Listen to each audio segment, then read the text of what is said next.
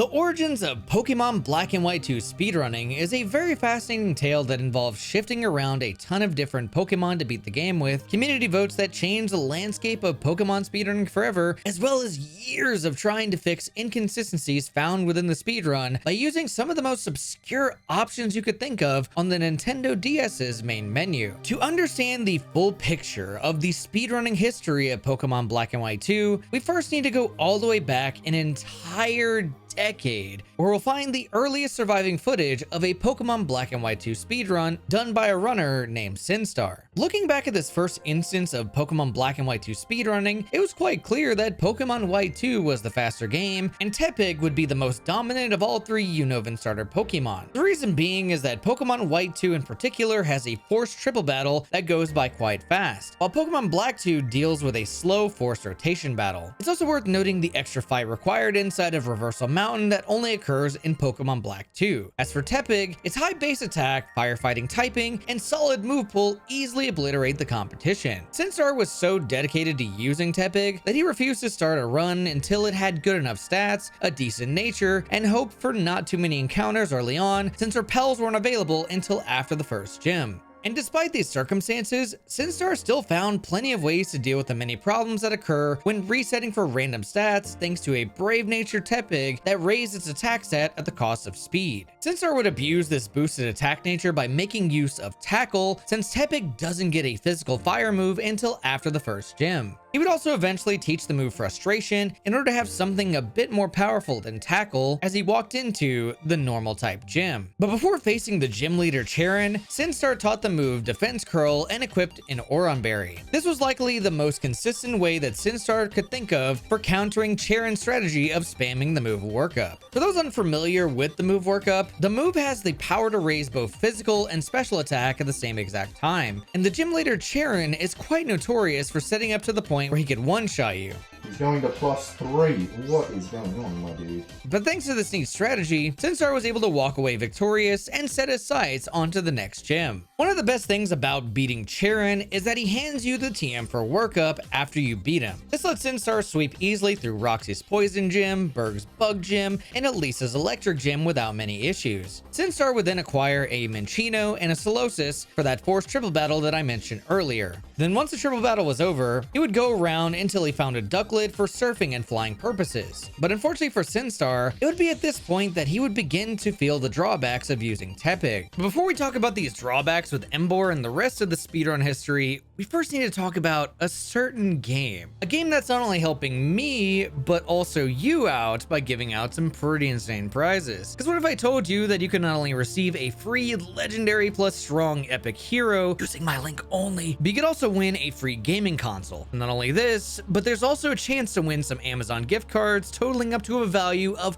$10,000. What do you have to do to win? Well, it's simple. Check out Raid Shadow Legends. Yeah, that's my sponsor. But hey, they're celebrating the arrival of spring in Teleria with a special spring hunt minigame. All you simply have to do is download Raid using my link in the description, head to springhunt.plarium.com, enter your Raid ID, and join the competition. On top of this, Raid is also celebrating community weeks with a 14-day login program dedicated to the Raid players in order to receive the legendary champion Adeline after about 7 days, with even more rewards in week 2. For those that don't know, Adeline is definitely a champion you want, as she's very good at debuffing your enemy and can even put them to sleep without ever hitting them. And even when these enemies block those debuffs, you can just swap her role over to healing in a moment's notice. Just remember to log in for 7 days between April 11th and July 8th if you're itching to obtain her. And if you decide you want to play even further than those 2 weeks, there's still plenty of rewards from days 14 to 35. If you haven't started playing yet, what are you waiting for? Click my link in the description or scan the QR code to get the insane bonuses available only via my link. This will immediately get you access to a huge starter pack with an epic champion named Tyrell, who's also fantastic at debuffs, and the epic Rector Drath after reaching level 25, who's one of the strongest support epics. Then after you're done downloading the game via my link, use the promo code SPRINGHUNT24 to get silver and more that's available to both new and existing players. And while you're at it, come join my clan Coffee Crew, and we'll beat legends together. Just check out my a link in the description, and I'll see you on the battlefield. This was due to the next two gyms having a massive type advantage on Tepig's evolution, Pignite and Emboar. So in order to counteract this weakness, Sinstar would use his newly caught Ducklet to safely avoid dangerous ground moves and provide a water move to weaken Clay just enough to sweep him with Pignite. Then just before heading in the direction of Skyla's gym, Sinstar taught Pignite the move Thunder Punch thanks to a convenient move tutor in Dripfell City. Then by the time Sinstar had finally reached Skyla's gym, he managed to snag just enough EXP to barely evolve Pignite into Emboar. But even with this newfound power from a final stage evolution, Sinstar barely managed to survive her moves just long enough for a clean sweep. Not long after the gym, things would take a bit of a weird turn since Sinstar would completely abandon Emboar in favor of using Master Ball on the legendary Pokemon Cobalion. To pivot to a Pokemon with much less attack set than Emboar is quite peculiar, because on the surface, the only advantage Cobalion had was its speed stat and the defensive and offensive capabilities of being Steel type and 4 extra levels on Emboar. This was not only at the cost of losing all the effort values Emboar had earned from the battles, but would also take a ton of time from encountering Cobalion with its slightly long cinematic, the amount of time it took to throw the ball, have it register into the Pokedex, teach it moves, swap it to the front of the party, and finally equip it with a Lucky Egg Sinstar had just obtained from the professor. With all this time investment put into Cobalion, it makes you wonder if this strategy would actually be worth the pivot. Well, considering how well Sinstar swept through the rest of the game, I think it was definitely a solid plan on his part to consider it. However, the even more important factor was no longer being weak to water type Pokemon. The appeal of this was so amazing for rival fights in the final gym leader Marlin, both of which sported powerful water type Pokemon. And by the time Sinstar had gotten to these battles, Cobalion would earn just enough EXP to learn Swords Dance, a move that Emboar does not have access to. This gave Cobalion such an advantage that Sinstar would barely see any issues from any of the trainers and boss battles from Marlin all the way to Victory Road. Not even the big bad boss himself gets it. However, when it came to the Elite Four, only 2 out of 4 of them would not present an issue to Cobalion. The Ghost and Fighting type Elite Four, Chantel and Marshall, seemed to give Sinstar a small run for his money considering the issues it came across by setting up to +6. But in the face of the champion Iris, it was as simple as Swords Dancing, healing, then sweeping to land Sinstar a final in-game time of 3:37. All things considered, this was not a bad start to the journey speedrunners would take to break this game apart. Tepig's early game combined with the late game sweeping potential of Cobalion made for a fantastic duo.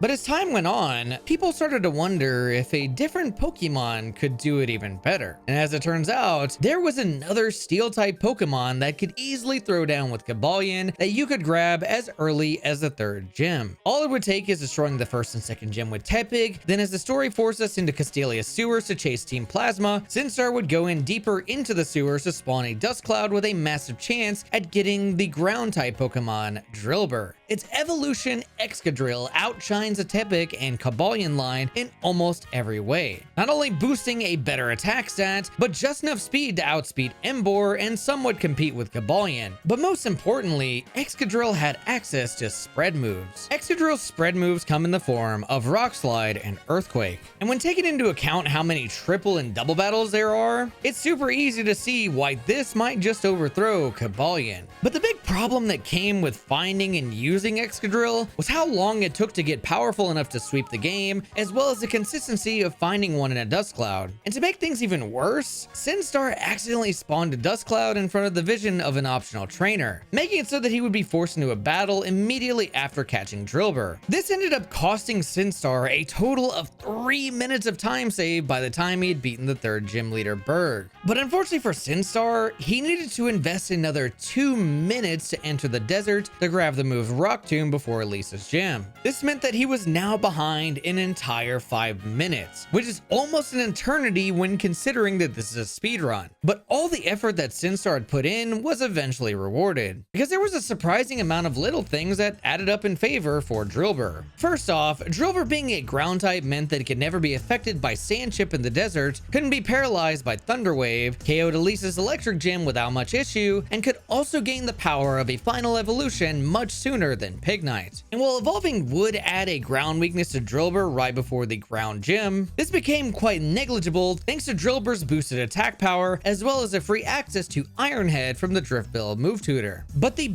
biggest, most massive nail in the coffin for the Cobalion route was actually the wait animation seen when sending out a Pokemon. Emboar and Cobalion in particular have the slowest possible wait animation, which causes them to puff out a massive dust cloud every single time that they land in the battle, while Excadrill had a medium wait animation that only wasted a tiny bit of time in comparison. Enough time, in fact, that it likely added up to be minutes of time saved throughout this 3-hour speedrun. However, the use of Excadrill would add a water weakness that was initially avoided by Cobalion, making it extra risky to consider. But when you can just outright KO a Pokemon faster than it can KO you, type advantages don't really matter in the end. And that right there was the biggest strength that Excadrill had through its uses of Earthquake, Iron Head, Rock Slide, and Swords Dance to obliterate every single double battle, single battle, and triple battle alike. And by the end of this brand new Excadrill route, Sinstar managed to destroy Pokemon White 2 with an in-game time of 3:27,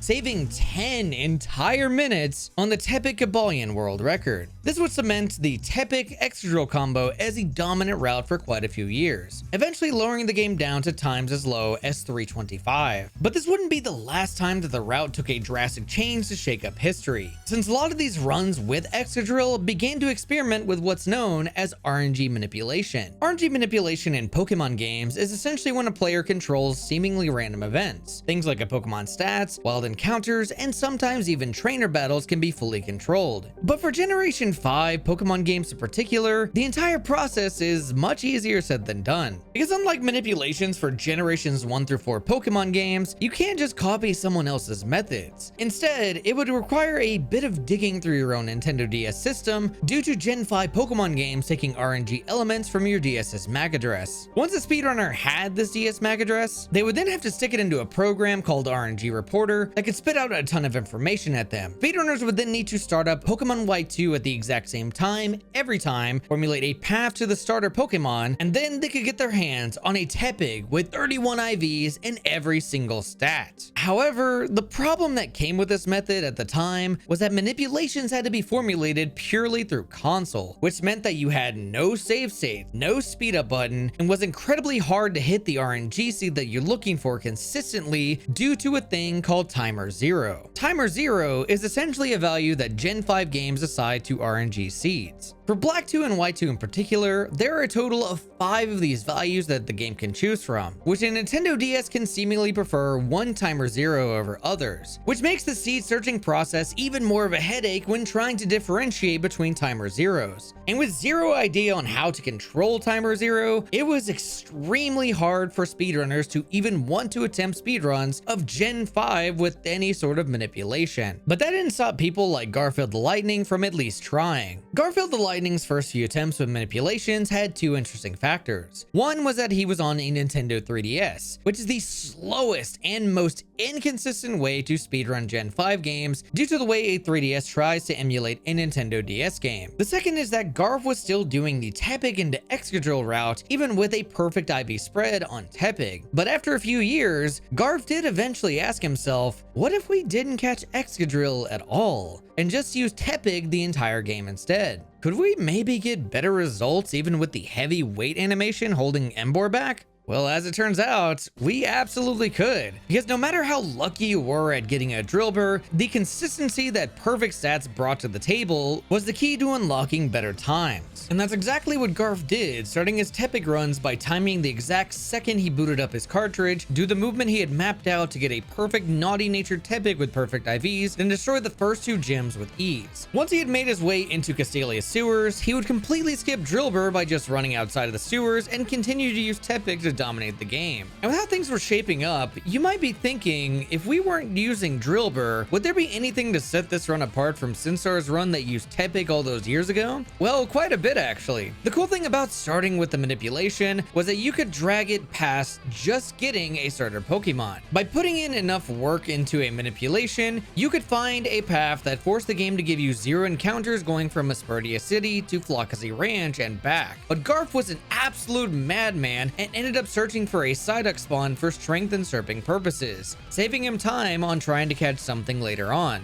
As Garf then took on the 3rd, 4th, 5th, and 6th gym leader, he dealt with a lot less problems thanks to the bulk, speed, and power from perfect IVs, putting him way ahead of Sinstar's Tepig Cobalion run and even his Drillbur run.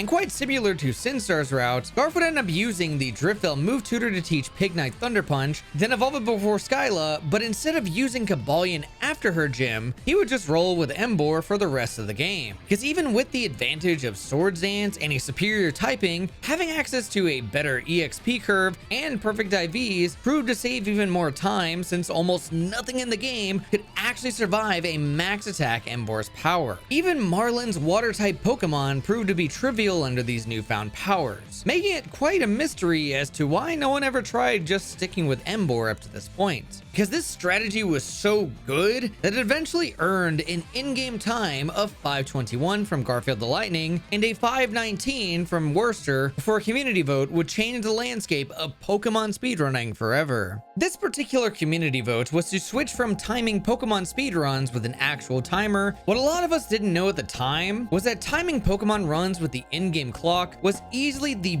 biggest thing holding back how fast you can speedrun almost every Pokemon game from Gen 1 all the way to Gen 5. This is all because you weren't allowed to save and reset if you wanted an accurate in-game timer by the end of a speedrun, which wasn't even an accurate timing method to begin with. So we ended up throwing it out the window, and in return got the power to manipulate not just the beginning portions of Pokemon RNG, but the middle portions of the game as well. To show you all the crazy differences, this ended up changing Garfield the Lightning's 521 IGT to a 523.44, while Worcester's 519 would be a 521.08. And by the time this change went into play, it would take an entire year before new routes were developed for this game. And to talk about these brand new route changes, we first need to talk about Challenge Mode in Black 2 and White 2. Challenge Mode is a mode unlocked through entering the Hall of Fame in Pokemon Black 2 for the first time, which gives you a key that you can send over to a secondary game. Bosses in Challenge Mode get an increase of 2 to 5 levels depending on if they're a gym leader, Elite 4, or champion, and are given an additional team member with a held item. On a coding level, their levels aren't truly what they say they are. In fact, the only stat differences in Challenge Mode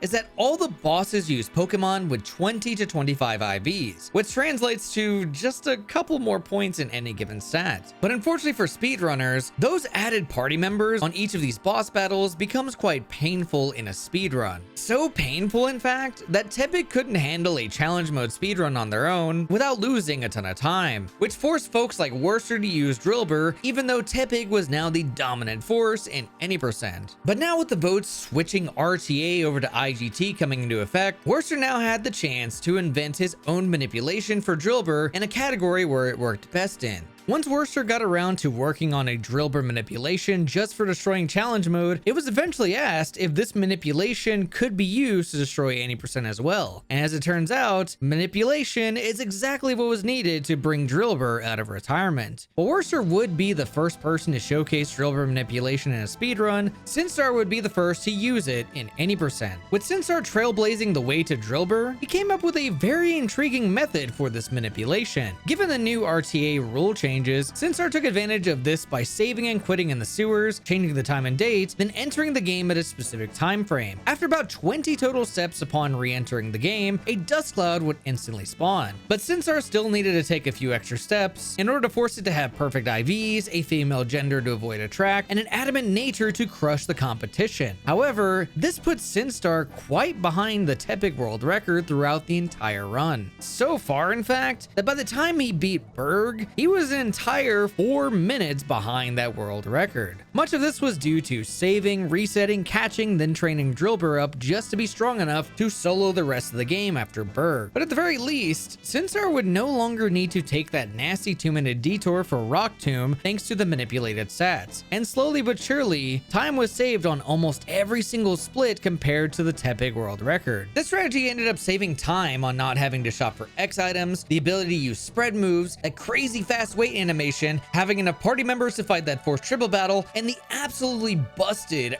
Earth Steel type combo of Excadrill. And so, Sinstar and Excadrill would be the new world record holder, ending Tepig's reign by a whopping 29 seconds. And from this point forward, Drillbur would stay the fastest Pokemon for Black and White 2 speedruns for the foreseeable future. But it's even crazier to say that Drillbur would be used to obliterate the world record by another 12 minutes in Sinstar's initial run. How exactly? Well, you remember that problem that speedrunners had with Timer Zero for years? Well, they figured out that the mystery of Timer Zero would involve changing just about every option you can change in the Nintendo DS's main menu. Your favorite color, the name you put on the top left corner, and finally the extremely obscure feature, Auto Mode. Auto Mode on a Nintendo DS lets you automatically power up a game cartridge as you turn on your console, which seems to have made Timer Zero a problem in the past. It's even gotten to the point where we have access to tools that can narrow down the best speedrunning seeds, give you the ability to test these seeds on an emulator, and even narrow down the science of dust cloud manipulation. And with the insane power to formulate consistent manipulations, speedrunners have reached levels so high that they can manipulate a hidden grotto to spawn a rare candy at a ridiculous 0.25%. But this isn't the final manipulation that was invented for Pokemon Black and White 2.